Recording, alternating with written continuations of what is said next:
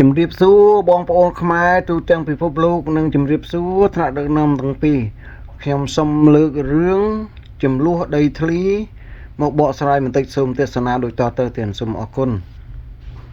ថ្ងៃនេះលើកមកក្រសួងដែនដីដើម្បីដាក់ញត្តិបញ្ជាក់ម្ដងទៀតថាទៅកលណាទៅខាងក្រសួងដែនដីក៏ដោះស្រាយឲ្យពួកខ្ញុំក្រុម190គ្រួសារអញ្ចឹងពួកខ្ញុំជាជនរងគ្រោះដីធ្លីនេះគឺបាក់វេទនាមែនទែនពេលខ្លះមានលុយគ្មានកាក់ទេយើងបាត់បង់ដីធ្លីឲ្យឯងរកតែដីអាស្រ័យផលមិនគ្រប់កូនចៅអត់បានរៀនសូត្រគ្រប់គ្រាន់ទេដូចពួកខ្ញុំជាដើមខ្ញុំមានគុណជនពិការមកពីទៀតអញ្ចឹងធ្វើឲ្យខ្ញុំឈឺចាប់ខ្លាំងមែនទែនតាំងពីឆ្នាំ2022ខ្ញុំបានពុកខំហើយពួកខ្ញុំទៅមកអត់នៅទេដោយសារតែយើងប្រព័ន្ធតឡាការជាតិសង្កត់យើងទេមករឿងអស់មួយរឿងហើយមួយរឿងទៀតមានទាំងតំណាងផ្សេងៗមានការ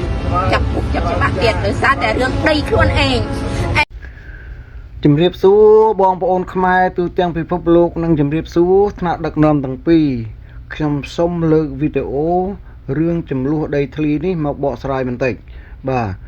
វីដេអូនេះខ្ញុំសូមផ្ញើជូនដល់ប្រជាជនមួយចំនួនដែលកំពុងតែមានចំនួនរឿងដីធ្លីនោះណាទៀតណានឹងហើយសូមយកវីដេអូនេះទៅស្ដាប់ហើយពិចារណាអូខេបើចំពោះបងប្អូនណា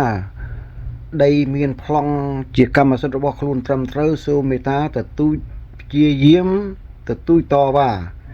ទៅដល់ថ្នាក់ដឹកនាំអូខេតែបើចំពោះបងប្អូនមួយចំនួនដែលមិនមានប្លង់ជាកម្មសិទ្ធិហើយបានទៅកាប់ឆ្ការដីរដ្ឋយកមកបង្កើនភោគផលដើម្បីចិញ្ចឹមជីវិតរបស់ខ្លួននោះណាបាទសូមពិចារណាកាលពីដើមយើងរដ្ឋាភិបាលគេមានចិត្តសន្តោសត្រាប្រណីដោយយើងពីព្រោះប្រទេសជាតិក៏អត់មានការងារធ្វើអូខេគេបន្តឲ្យយើងចេះតែធ្វើទៅដើម្បីចិញ្ចឹមជីវិតរបស់ខ្លួនតែនៅបច្ចុប្បន្ននេះប្រទេសជាតិគេមានការងារឲ្យយើងធ្វើគ្រប់គ្រាន់ហើយបើបងប្អូនណាចង់បានដីកន្លែងណាមួយបងប្អូនត្រូវតែទៅរកការងារធ្វើហើយសន្សំប្រាក់មកទិញដីកន្លែងនោះសម្រាប់ប្រចាំជាកម្មសិទ្ធិរបស់ខ្លួនខ្ញុំចង់និយាយយ៉ាងណាទេណាហ្នឹងហើយ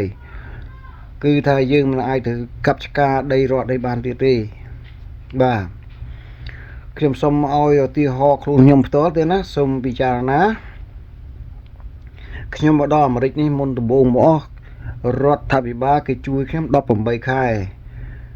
តែខ្ញុំរស់ក្រោមជំនួយរបស់គេនោះបានតែ45ថ្ងៃទេព្រោះខ្ញុំរកការងារបាន2កន្លែងធ្វើពេញម៉ោងទាំង2កន្លែងបាទហើយខ្ញុំក៏ចាប់ផ្ដើមសន្សំលុយសន្សំកិត្តិយសបាទខ្ញុំចំណាយពេលអស់រយៈជាង20ឆ្នាំតម្រាំតែបានលុយទិញផ្ទះបានប៉ុណ្ណេះនៅសប្តាហ៍នេះទេណាបាទនេះហើយជីវិតដែលយើងជាអ្នកល្ងងខ្លៅជាអ្នកស្រែអីចឹងខ្ញុំចង់និយាយអញ្ចឹងទេណាហ្នឹងហើយតែយ៉ាងណាមិញប្រទេសខ្មែរយើងណាគេមានការងារឲ្យយើងធ្វើហើយអូខេសុំទោសខ្ញុំចង់និយាយនៅប្រទេសអាមេរិកបន្តិចប្រទេសអាមេរិកនេះគឺថាគេមានការងារឲ្យយើងធ្វើឲ្យតែយើងមានសមត្ថភាពទៅធ្វើយើងធ្វើទៅហ្នឹងហើយមិនសមលុយទៅមកទិញដីនឹងនៅទិញផ្ទះនឹងនៅទៅយ៉ាងណាមិញប្រទេសខ្មែរយើងក៏ដូចគ្នាដែរសពបច្ចុប្បន្ននេះគេមានការងារឲ្យយើងធ្វើគ្រប់គ្រាន់ហើយហ្នឹងហើយបើអញ្ចឹងយើង